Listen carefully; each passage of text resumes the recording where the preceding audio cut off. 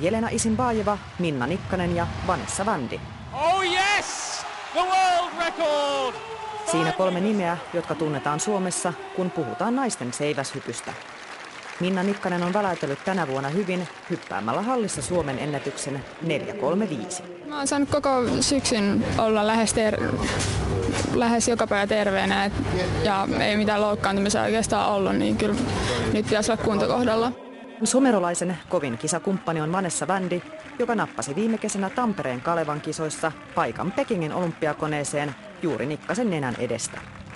Tällä kaudella Nikkanen on päihittänyt kilpasiskonsa pariin otteeseen. No nyt se on ollut vähän erituntoista, että kun hän on kuitenkin harjoitellut meidän kanssa, että mä oon monta kertaa hypännyt harjoituksessa samaan aikaan, niin se ei ole ihan samanlaista, mutta kyllä se kuitenkin on hyvä, että me ollaan samalla tasolla suurin piirtein.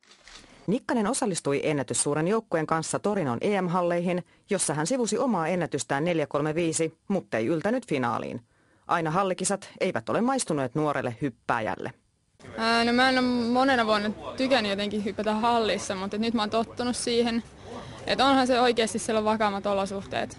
Et kyllähän se siellä on helpompaa, mutta tietysti ulkona on omat avunsa, että siellä on tuulia. Mutta toisaalta se vaikuttaakin siihen vaikeuttavasti kisaan.